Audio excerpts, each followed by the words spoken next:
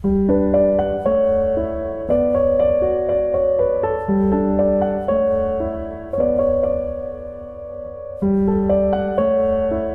libro, una hora. Dirigido por Antonio Martínez Asensio. Bienvenidos una semana más a Un libro, una hora. Hoy vamos a contarles Momo, de Michael Ende.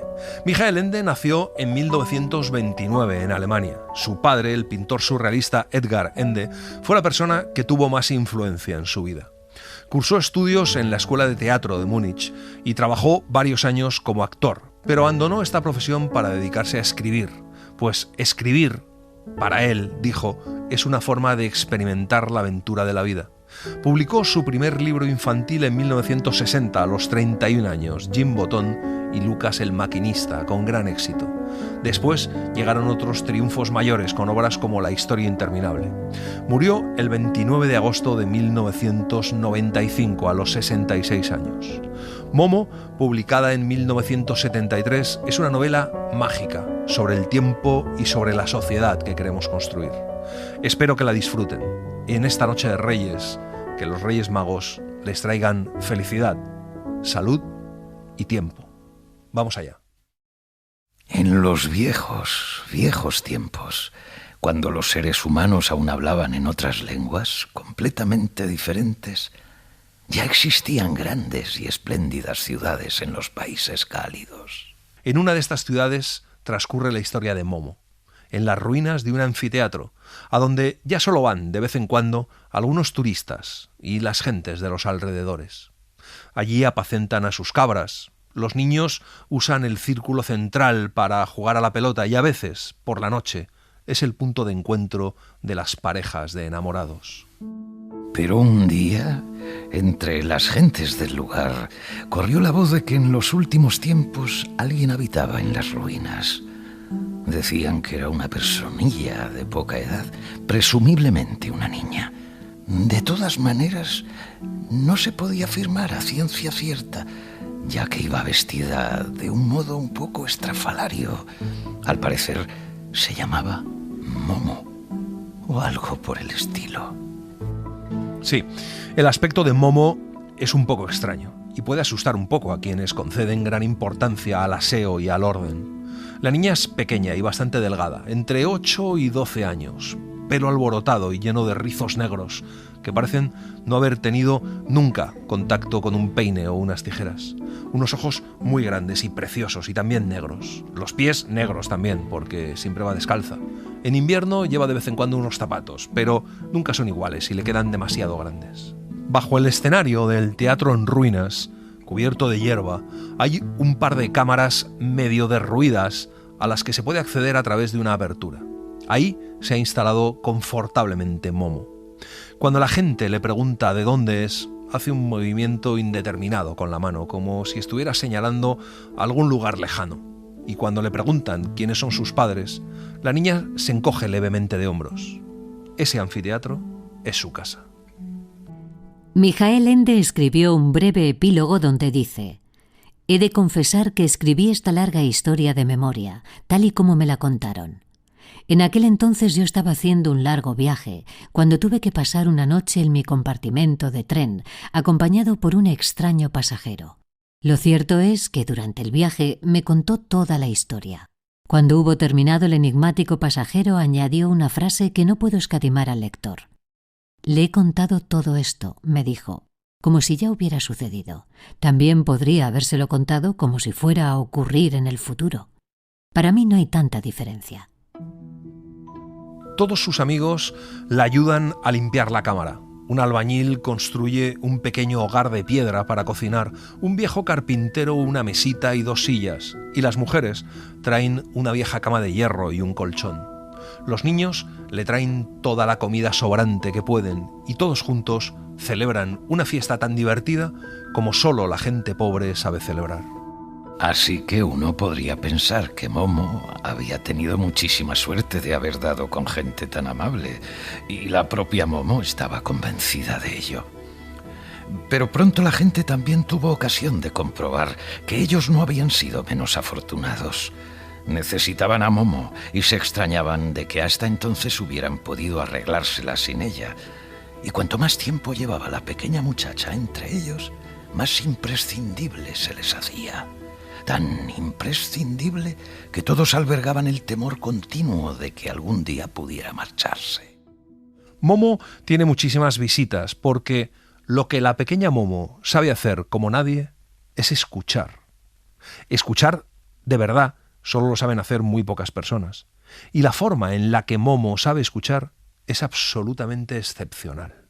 Lo hace de tal manera que las personas con pocas luces de repente tienen ocurrencias brillantes. Y no es que ella diga nada, tan solo permanece ahí sentada y se limita a escuchar con gran atención e interés. Mientras escucha, los mira con sus ojos grandes y oscuros, y el otro siente como de repente surgen de su cabeza pensamientos cuya existencia nunca hubiera sospechado en su interior. Sabía escuchar de tal manera que la gente confusa o indecisa, de improviso, sabía exactamente lo que quería. O de modo que las personas tímidas se sentían de golpe libres y valerosas. Los que se sentían infelices y agobiados se volvían confiados y alegres. Y si alguien pensaba que su vida era un fracaso total y no tenía sentido, y que él tan solo era un número más entre millones de personas, un ser insignificante al que costaba tan poco reemplazar como una cazuela rota, entonces iba y le contaba todo eso a la pequeña Momo, y en el mismo instante en el que estaba hablando se daba cuenta de manera misteriosa y con total claridad de que estaba equivocado por completo y de que él, tal y como era único entre todos los seres humanos y que justo por eso era especialmente importante para el mundo. Un día se presentan en el anfiteatro dos hombres que se han peleado a muerte y que ya no quieren dirigirse la palabra, aunque son vecinos. Momo tan solo les mira, esperando a que suceda algo. Algunas cosas necesitan su tiempo, y tiempo es la única riqueza que posee Momo. Después, los hombres se ponen a hablar y a discutir y a echarse cosas en cara, mientras Momo los mira con sus ojos negros. Y es como si ellos se vieran en un espejo. Primero se sienten ridículos, y luego empiezan a reírse. En otra ocasión, un muchacho le trae su canario porque ya no quiere cantar. Esta vez, la tarea le resulta mucho más ardua a Momo. Tiene que estar escuchándolo durante toda una semana hasta que finalmente el pájaro empieza a trinar y a gorjear con júbilo. Momo escucha a todos, a los perros, y a los gatos, y a los grillos, y a los sapos, e incluso escucha a la lluvia y al viento. Y todo le habla a su manera.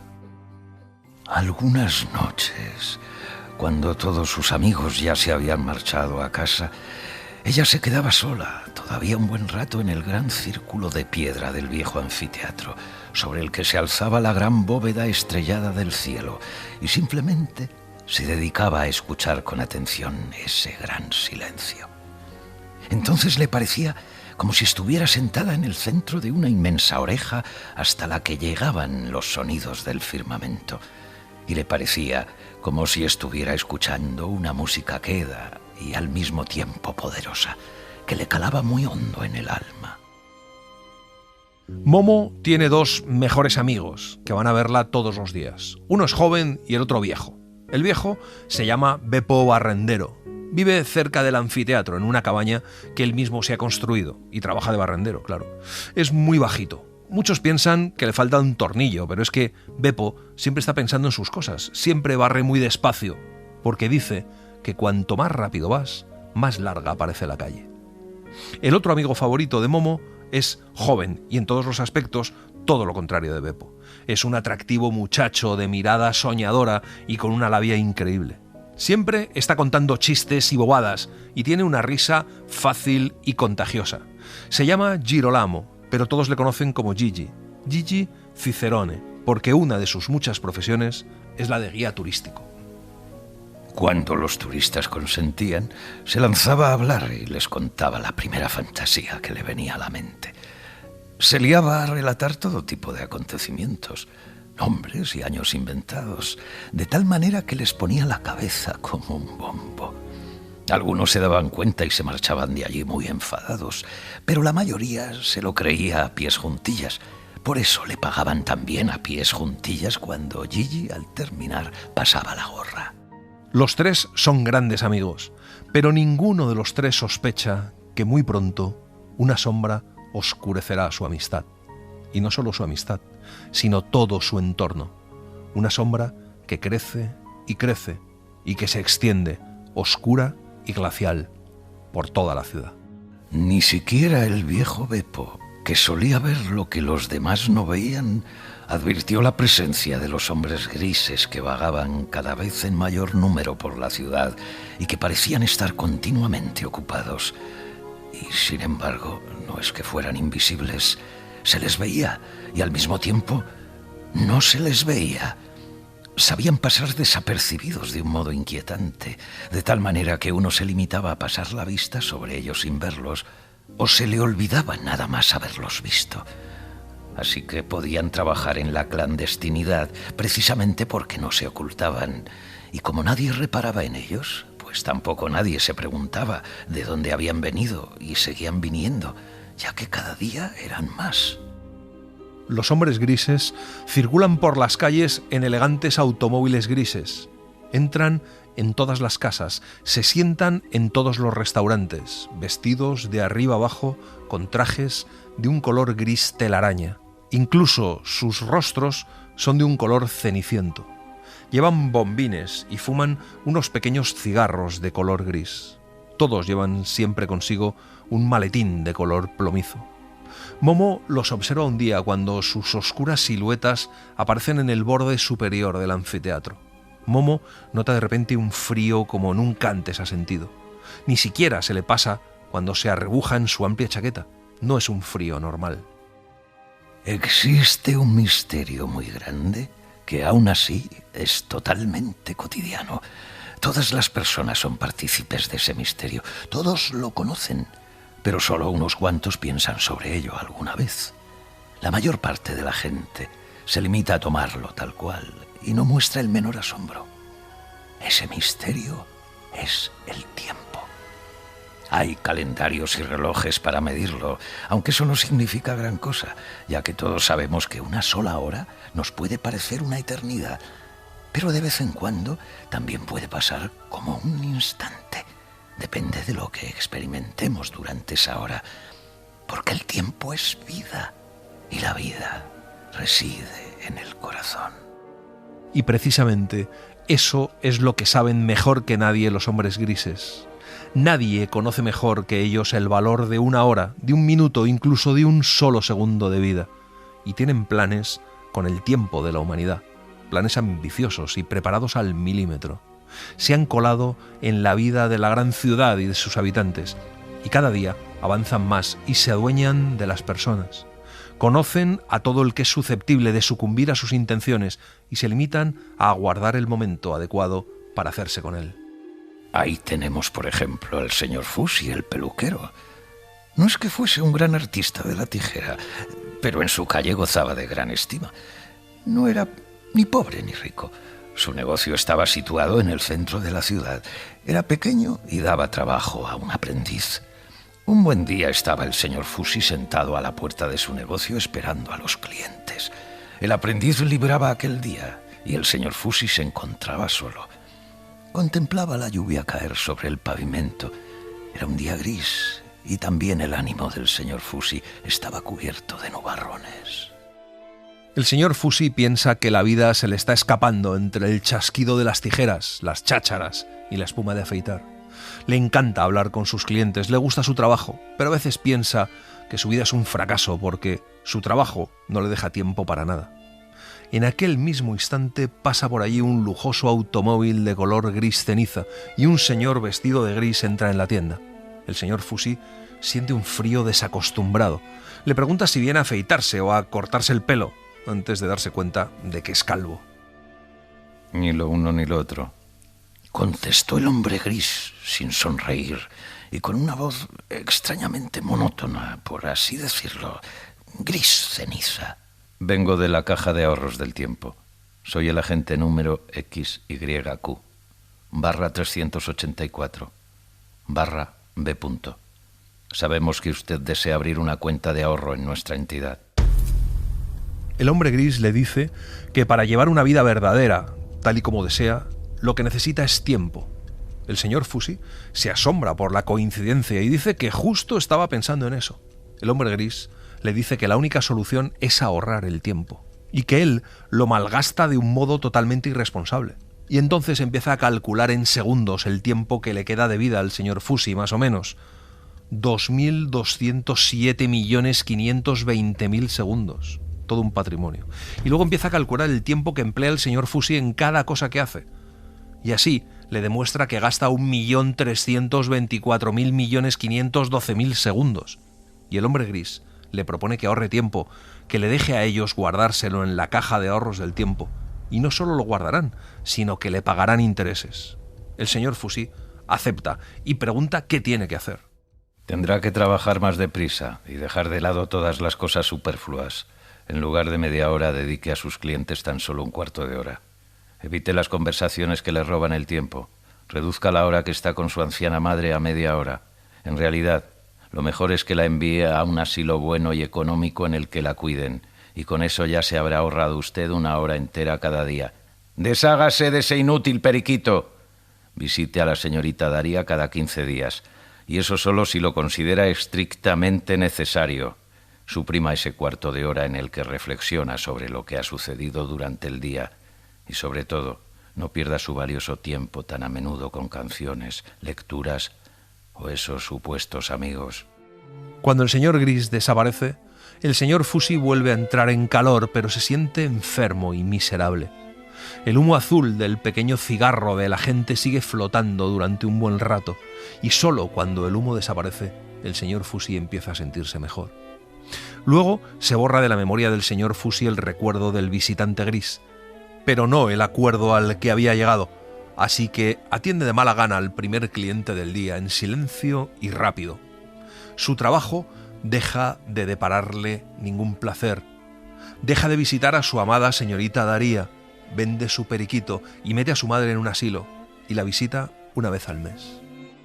Cada vez estaba más nervioso e inquieto, porque le ocurría una cosa muy curiosa, y es que de todo el tiempo que ahorraba nunca le sobraba nada en absoluto. Desaparecía sin más de manera misteriosa, y ya no estaba ahí. Primero los días se le pasaban muy deprisa, pero después se hicieron sensiblemente aún más cortos. Antes de que se hubiera dado cuenta, había pasado de nuevo otra semana, un mes, un año, y otro año, y otro año. Y lo mismo que al señor Fusi le sucede ya a numerosas personas de aquella gran ciudad. Y cada día son más las que comienzan a hacer eso que llaman ahorrar tiempo. Y cuantas más son, más gente les imita. Pero los ahorradores de tiempo tienen cada vez peor humor, más cansancio y amargura, y su mirada es poco amable. Ya no celebran de verdad las fiestas. Soñar lo consideran casi como un crimen y, sobre todo, no soportan el silencio, porque en el silencio les sobreviene el miedo, ya que intuyen lo que en realidad está sucediendo con sus vidas. Por eso siempre hacen ruido. Nadie parece darse cuenta de que, según ahorra tiempo, ahorra en realidad cosas bien diferentes. Nadie quiere admitir que su vida cada vez es más pobre, más monótona y más fría. Los que lo acusan con mayor claridad, sin embargo, son los niños, ya que ahora nadie tiene tiempo para ellos. Hasta Momo tiene la impresión de que sus antiguos amigos van cada vez menos a verla, y Gigi y Cicerone le sucede lo mismo. Cada vez son menos los que escuchan sus historias, y Beppo Barrendero dice que ya se van acercando, que en la ciudad ya está por todas partes. Momo le pregunta a qué se refiere, y Beppo le contesta que a nada bueno. Sin embargo, cada vez van más niños a ver a Momo, pero lo hacen buscando un refugio. Y cada vez es más frecuente que los niños traigan todo tipo de juguetes con los que en realidad no se puede jugar, con los que no hay ninguna necesidad de imaginarse nada. Sus padres han dejado de ocuparse de ellos. Como señala Estefanía Piras, con esta novela el escritor alemán nos quiere hablar de la estricta relación entre la vida y la muerte. Lo hace a través del tiempo y de la oposición entre Momo y los hombres grises. Por un lado, la pureza, la ingenuidad, la esperanza, la vitalidad de una niña que no tiene ningún bien material, pero que conoce los valores importantes de la vida, la amistad, la generosidad y el altruismo. Y por el otro, los hombres grises, meros fantasmas tristes y fríos, que representan todos los valores negativos de una sociedad en crisis y que viven del tiempo ahorrado o perdido de todos los hombres. Esta lucha entre el bien y el mal, entre la vida y la muerte, entre los valores del pasado y los de la nueva sociedad, se convierte en un análisis filosófico, profundo y deslumbrador sobre cómo la humanidad va transformándose y olvidándose de la vida misma. A lo largo de los días sucesivos, Momo se dedica a buscar a sus viejos amigos para preguntarles qué sucede y por qué ya no van a visitarla. Visitó al carpintero que le había hecho al principio la mesita y las sillas con unos cuantos tablones de madera. Se acercó a ver a las mujeres que le habían traído la cama. En fin, buscó a todos a los que antes había escuchado y luego se habían transformado en personas inteligentes, decididas o alegres. Todos le prometieron regresar. Algunos no mantuvieron su palabra o no pudieron mantenerla porque no encontraron el tiempo para hacerlo. Pero muchos viejos amigos sí regresaron de nuevo y las cosas casi volvieron a ser como antes. Sin saberlo, Momo se había cruzado en el camino de los hombres grises y ellos no podían permitirlo. Y un día, Momo recibe la visita de un hombre gris. Es después de que ella haya encontrado una muñeca que habla en el anfiteatro, pero con la que Momo no consigue jugar. Momo siente como si toda la alegría del mundo se desvaneciera para siempre cuando aparece el hombre gris, casi como si nunca hubiera existido. Así que se pone en guardia. El hombre gris intenta enseñarle a jugar con esa muñeca y le va sacando de su coche trajes y más trajes que se amontonan. Y el truco, le dice, es siempre querer más trajes, siempre uno más, para no aburrirse nunca. Y le muestra otros muñecos parecidos y para cada uno de ellos le saca del coche una pila entera de vestidos. Momo empieza a tiritar de frío. El hombre gris le explica que con esa muñeca ya no necesitará a sus amigos. Momo le miró a los ojos. Ese hombre le infundía temor, sobre todo por el frío que se desprendía de su mirada, pero de alguna manera, curiosamente, también le daba pena, aun cuando no hubiera podido explicar por qué. Pero a mis amigos, dijo, a mis amigos sí los quiero. El hombre gris torció el gesto como si de repente le doliesen las muelas, aunque enseguida se dominó de nuevo y esbozó una afilada sonrisa.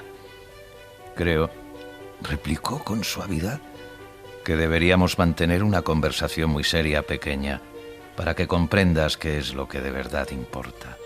Y el hombre gris le dice a Momo que lo único importante en la vida es tener éxito, y que en realidad ella es un obstáculo en el camino de sus amigos hacia el éxito, y que les está perjudicando, y que por eso ellos, los de la caja de ahorros del tiempo, la quieren apartar de sus amigos.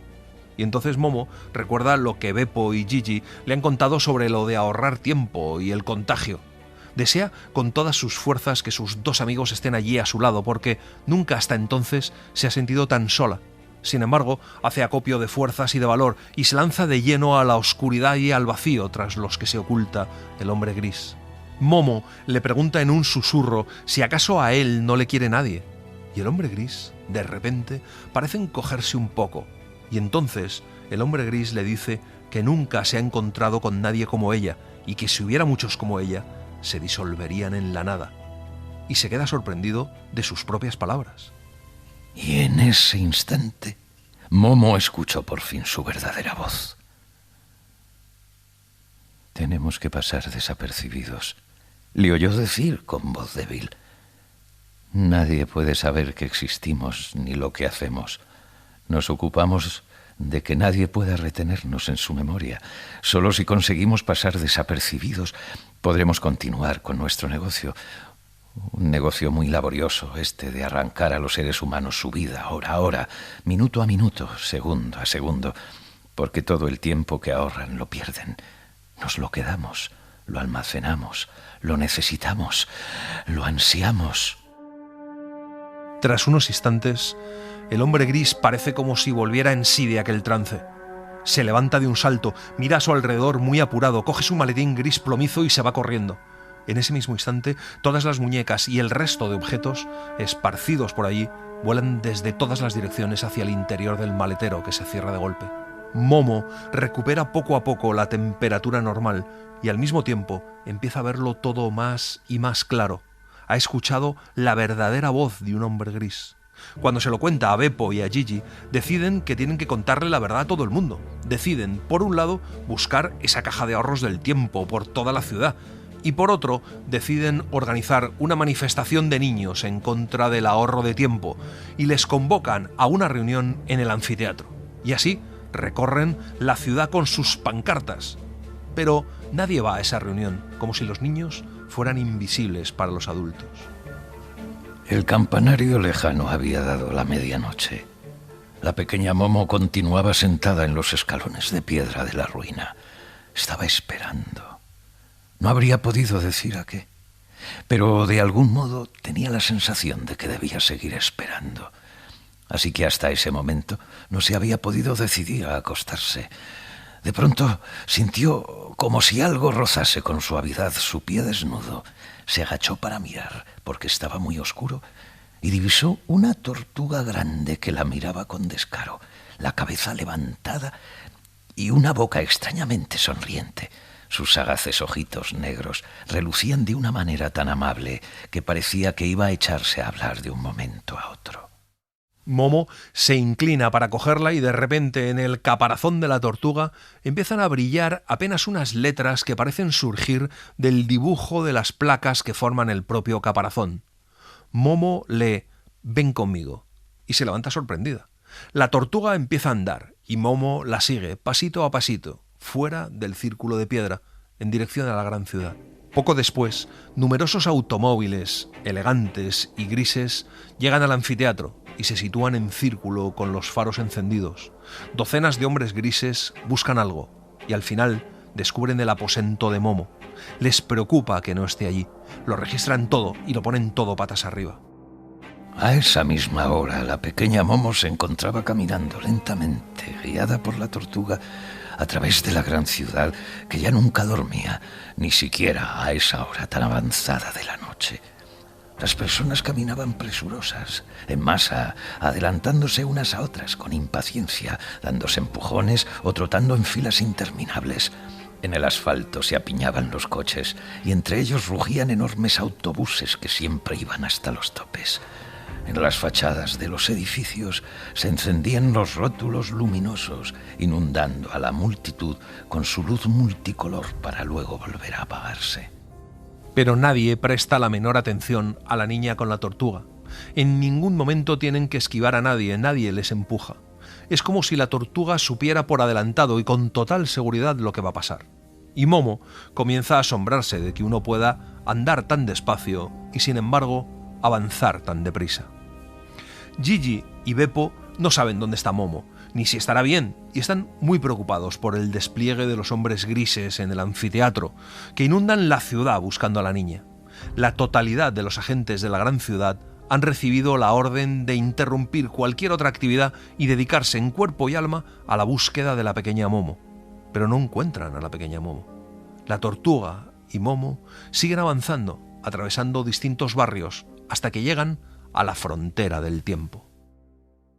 Sucedió algo verdaderamente inconcebible. Los coches no se podían mover de su sitio.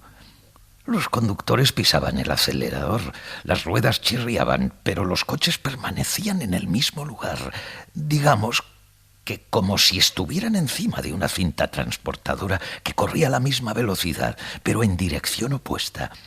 Y cuanto más aceleraban, menos avanzaban.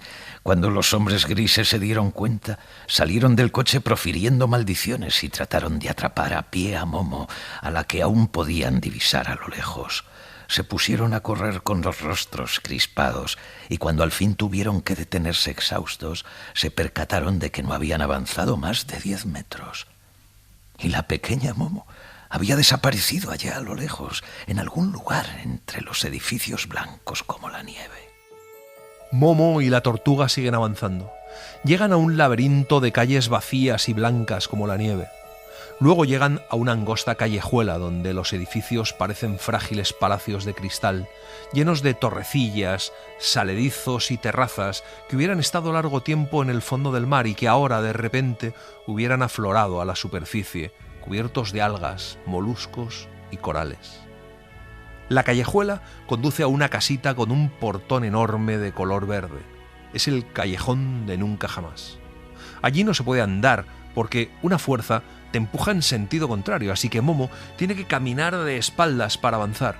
Pero mientras va caminando marcha atrás, también empieza a pensar marcha atrás, a respirar marcha atrás, a sentir marcha atrás, hasta que choca con la puerta verde.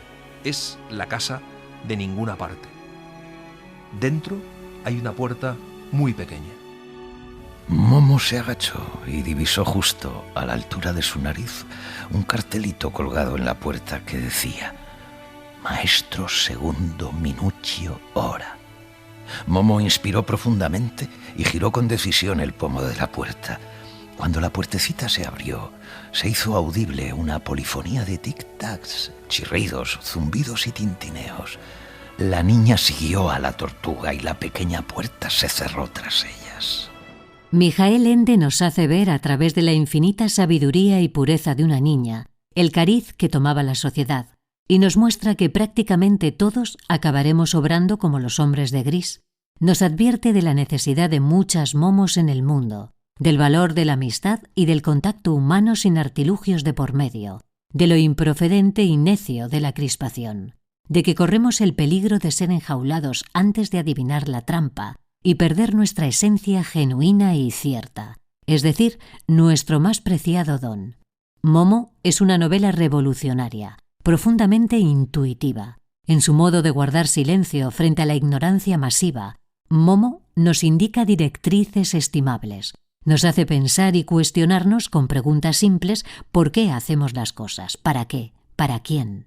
Los hombres grises son convocados a una reunión extraordinaria. Sospechan que el maestro Ora está ayudando a Momo. El nerviosismo crece entre ellos. La niña ha encontrado el camino que ellos buscan sin éxito desde hace mucho.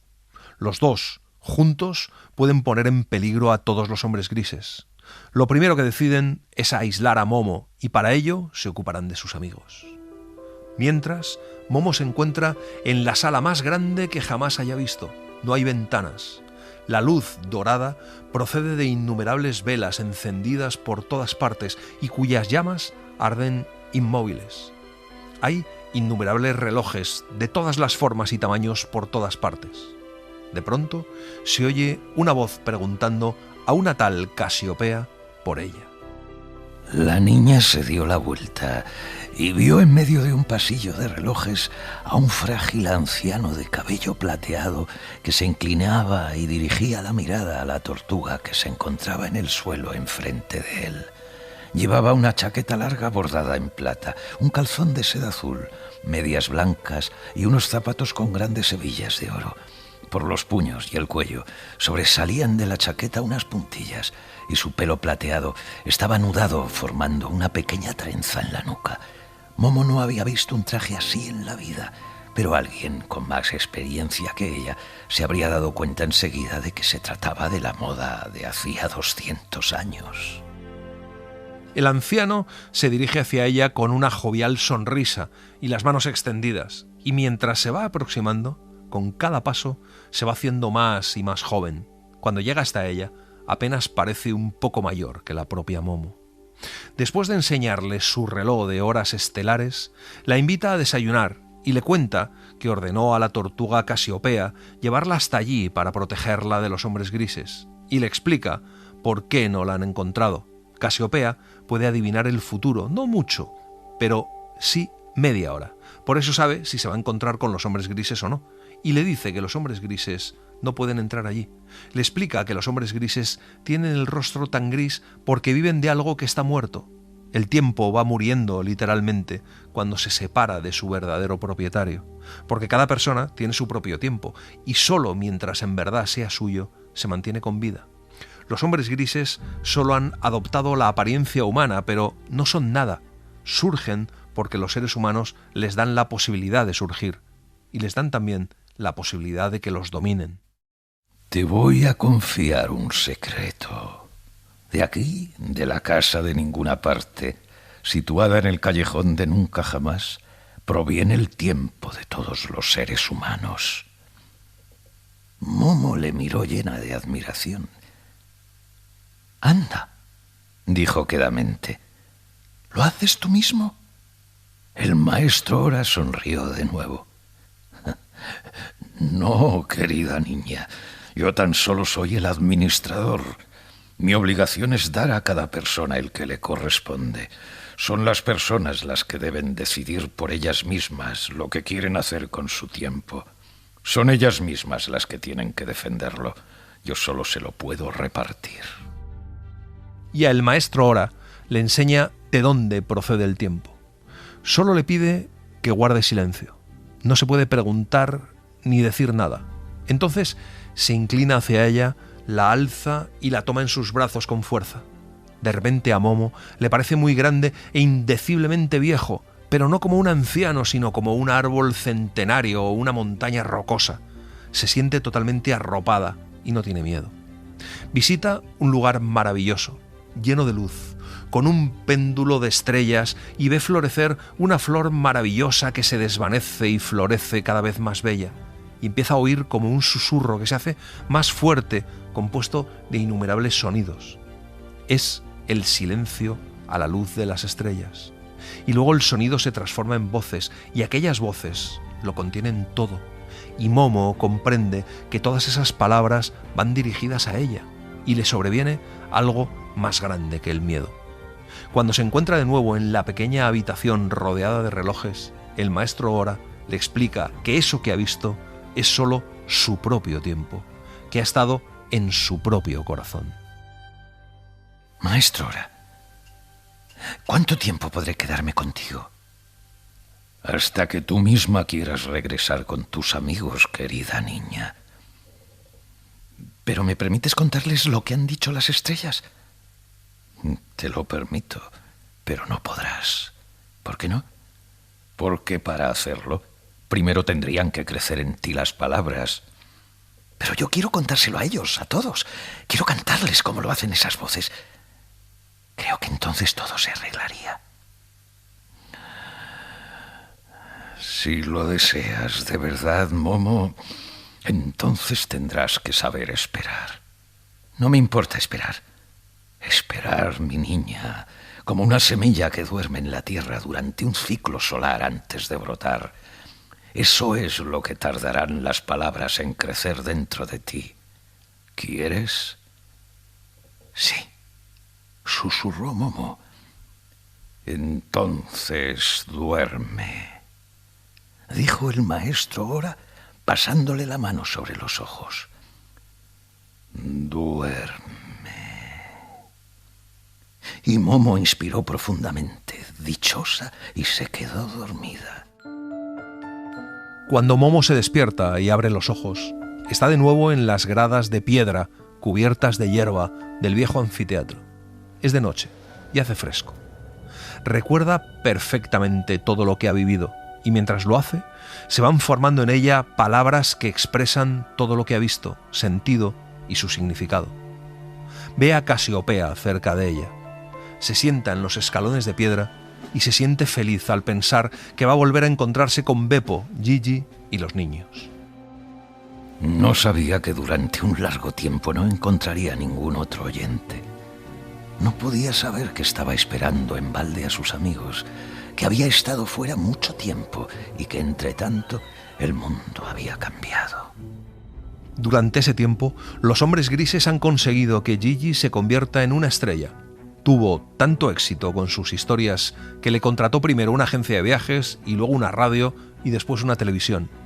Gana un montón de dinero, se ha trasladado a vivir a un barrio rico y le han empezado a llamar Girolamo. Y ya no se inventa nuevas historias, pero da igual porque tiene el mismo éxito. Una vez tuvo la tentación, aprovechando su éxito, de contar lo de los hombres grises, pero los hombres grises aparecieron, le amenazaron tanto que cedió y no contó nada. Se convirtió en el pelele de su público empezó a odiar su trabajo y sus historias se hicieron cada vez más pueriles y sentimentaloides. Iba corriendo como un loco en su coche, de cita en cita, volaba en los aviones más veloces y dictaba sin cesar a sus secretarias allá donde se encontrara sus viejas historias con ropajes nuevos. Mucho más difícil les resultó a los hombres grises hacerse con el viejo Beppo Barrendero, pero lo consiguieron también. Y no solo eso, sino que manipularon a los niños que eran amigos de Momo para que se doblegasen a sus planes. Y es que Momo ha estado fuera 1 año y 1 día. Sobre la mesilla, apoyada en una lata, hay una carta. Querida Momo, me he mudado. En el caso de que vuelvas, contacta conmigo enseguida, por favor. Estoy muy preocupado por ti, te echo mucho de menos. Ojalá no te haya pasado nada. Si tienes hambre, ve a ver a Nino. Que me mande la cuenta, yo lo pagaré todo.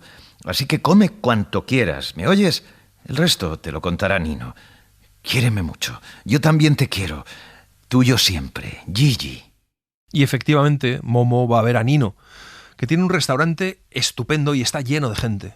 Y Momo come hasta saciarse, pero Nino está tan ocupado que apenas le puede contar por encima la historia de Gigi. Momo decide ir a buscarle. Va a La Colina Verde, un barrio residencial al otro lado de la gran ciudad. Encuentra su casa y se sienta a esperar a que salga.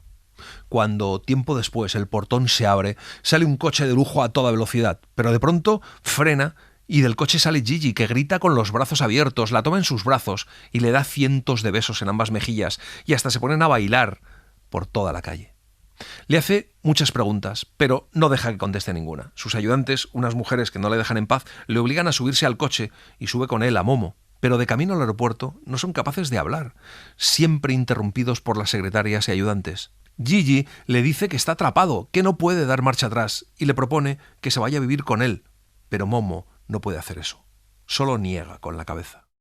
Y Gigi la comprendió. Asintió afligido mientras las señoras a las que pagaba para eso se lo llevaban. La saludó con la mano desde lejos una vez más. Momo devolvió el saludo y luego él desapareció. Durante todo el encuentro con Gigi, Momo no había podido ni pronunciar palabra y hubiera tenido que contarle tantas cosas. Se sentía como si ahora que lo había encontrado lo hubiese perdido de verdad. Se dio la vuelta lentamente y se dirigió hacia la salida. Y de pronto le sobrevino un susto tremendo. También había perdido a Casiopea. Durante las semanas siguientes, Momo se dedica a vagar sin rumbo por la ciudad en busca de Beppo Barrendero, pero no le encuentra. Momo se siente sola. También busca con la vista a los niños que antes iban a visitarla, pero nunca los ve. Ya no se ve a un solo niño por las calles. Las semanas se convierten en meses y Momo sigue sola. Un día se encuentra con un hombre gris que le propone un trato y la cita en el anfiteatro, pero Momo no acude, está asustado. Pero luego piensa que tiene que ayudar a sus amigos y no pensar solo en ella, y ese pensamiento la llena de valor. Así que se reúne con los hombres grises que le proponen que les desvele el paradero del maestro Ora, porque ya no les basta con el tiempo de las personas, quieren todo el tiempo y dominar el mundo. Pero Momo les dice que sin Casiopea no puede llegar hasta el maestro Ora, y entonces todos los hombres grises se lanzan a la búsqueda de la tortuga. Momo vuelve al anfiteatro y allí es donde se encuentra con Casiopea. Deciden ir rápidamente a ver al maestro Ora, pero esta vez alguien la sigue. Casiopea ya había doblado la esquina y se dirigía hacia la casa de ninguna parte. Momo recordó que en aquel callejón no había podido avanzar hasta que se dio la vuelta y se puso a andar de espaldas. Así que hizo lo mismo ahora. Y en aquel momento el corazón casi se le paró del susto. Como un muro andante de color gris, los ladrones de tiempo se aproximaban, apretados unos contra otros, llenando todo el ancho de la calle, fila tras fila, hasta donde alcanzaba la vista. Pero cuando los primeros perseguidores intentan penetrar en el callejón de nunca jamás, se desintegran literalmente en la nada ante los mismísimos ojos de Momo. Ninguno se atreve a continuar persiguiéndola. Momo se abalanza dentro de la casa y se echa en el delicado sofá y esconde la cara bajo un cojín para no ver ni oír nada más. Cuando se despierta, a su lado está el maestro Ora, que le explica que los hombres grises jamás podrán entrar allí, pero que el humo de sus cigarros puede envolverlo todo, y de esa forma el tiempo de cada persona tendrá que atravesar el humo y llegará contaminado. Y es que son cigarros hechos con flores de horas, que se arrancan del corazón de cada ser humano cuando se les roba el tiempo. Esas flores de horas congeladas es lo que guardan los hombres grises en su caja de ahorros del tiempo. Si Momo logra encontrar ese lugar y consigue que las flores se descongelen, los hombres grises desaparecerán. Entonces, el maestro Ora le propone a Momo un plan. Has de saber, comenzó, que yo nunca duermo. Si me quedase dormido, en ese mismo instante todo el tiempo se detendría. El mundo se pararía, pero si ya no hay más tiempo, entonces los hombres grises tampoco pueden robárselo a nadie. Podrán vivir durante un breve periodo, ya que poseen grandes reservas de tiempo, pero cuando las hayan agotado, se tendrán que disolver en la nada. El maestro de horas le da a Momo una flor de horas para que cuando todo el tiempo se haya detenido en el mundo, ella todavía tenga una hora para conseguir su objetivo. Primero tendrá que encontrar el escondrijo, impedirles que accedan a sus reservas de tiempo, y cuando sus cigarros se consuman, ellos también se consumirán. Cuando el último ladrón de tiempo haya desaparecido, entonces Momo tendrá que liberar todo el tiempo robado, porque solo cuando todo ese tiempo retorne a la gente, el mundo dejará de estar detenido y el maestro de horas podrá despertar. Y para hacer todo eso, dispondrá de una sola hora. Casiopea la acompañará. El maestro Horas se levanta y Momo también se pone de pie. Él acaricia con suavidad sus cabellos rizados y se despiden. Y entonces sucedió. De improviso tuvo lugar una especie de sacudida que no hizo temblar el espacio, sino el tiempo. Un temblor de tiempo, por así decirlo. No existen palabras para expresar qué efecto producía. Aquel acontecimiento estuvo acompañado de un sonido como el que nunca antes había oído ningún ser humano. Era como un gemido que surgiera de la profundidad de los siglos. Y después todo terminó. El tiempo se ha detenido. Todo el mundo se para. Entonces, los hombres grises son los que salen corriendo, aterrorizados, porque cuando se les acaben los cigarros que tienen encima, se disolverán en la nada. Se roban los unos a los otros, corren hacia su guarida, el lugar donde se guardan las flores de horas, y Momo y Casiopea les siguen. Pero los hombres grises son muy rápidos. Aún así, Momo y Casiopea logran ver al último hombre metiéndose por una tubería en la zanja de una obra. La siguen y llegan a una sala enorme donde están todos los hombres grises. Se esconden en un rincón. Los hombres grises son muchos. Todos juntos han abierto la puerta acorazada del lugar donde guardan las rosas del tiempo. Solo pueden mover esa puerta entre todos porque pesa mucho. El jefe dice que como no hay reservas para todos, hay que sacrificarse. Y poco a poco los hombres grises van desapareciendo, uno tras otro, hasta que solo quedan 6. A ellos no les importa porque pueden volver a multiplicarse. En ese momento, Momo sale corriendo y toca la puerta blindada con su rosa del tiempo y sale huyendo a toda velocidad. La puerta se cierra. Los hombres grises ya no pueden abrirla. Gritan aterrorizados, la persiguen por los pasillos, pero uno tras otro van cayendo hasta que el último hombre gris también desaparece. Momo fue hacia la puerta, la rozó de nuevo con su flor de horas, de la que ya solo pendía un pétalo, y la abrió de par en par. Con la desaparición del último ladrón de tiempo, también había cedido el frío. Momo entró, llena de asombro, en los inmensos almacenes. Innumerables flores de horas se hallaban allí, como cálices de vidrio, alineadas en infinitos estantes, la una más hermosa que la otra, y todas eran diferentes. Cientos de miles, millones de horas de vida. Hacía cada vez más calor, como en un invernadero. Mientras el último pétalo de la flor de horas de Momo se caía, comenzó de improviso una especie de tempestad. Nubes de flores de horas se arremolinaban a su alrededor y pasaban a su lado. Era como una cálida tormenta de primavera, pero una tormenta de puro tiempo liberado. Y aquello es lo último que Momo ve, porque en aquel mismo instante la tempestad de flores se hace tan violenta que levanta a Momo del suelo y la arrastra, como si fuera una de las flores, fuera de los tenebrosos corredores, por encima del suelo y por encima de la gran ciudad. Y el tiempo regresa, y todo se despierta y se mueve de nuevo. Nadie parece haberse dado cuenta de nada y sin embargo todo ha cambiado. Todo el mundo tiene de repente tiempo de sobra. Cuando Momo vuelve en sí, se encuentra en una calle donde Beppo estaba riendo. No hay palabras para expresar la felicidad del reencuentro. Ríen, lloran y no paran de hablar al mismo tiempo. En la gran ciudad vuelve a haber niños, corrillos de personas que charlan animadamente, tiempo para admirar las flores de un balcón o dar de comer a los pájaros. Pero nadie sabe a quién agradecer todo eso, menos los amigos de Momo.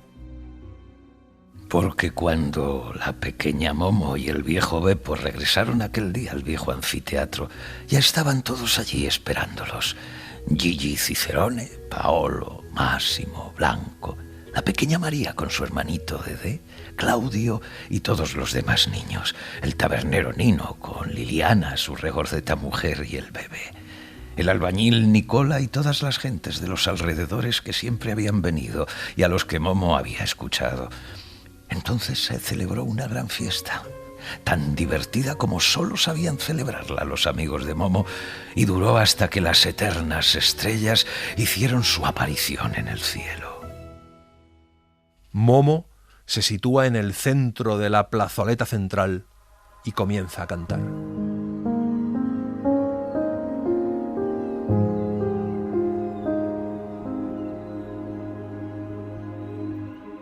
Y en la casa de ninguna parte, el maestro Ora, al que el tiempo retornado ha despertado de su primer y único sueño, se encuentra sentado en su sillón, mirando a Momo y a sus amigos con una sonrisa en los labios a través de sus gafas de visión total.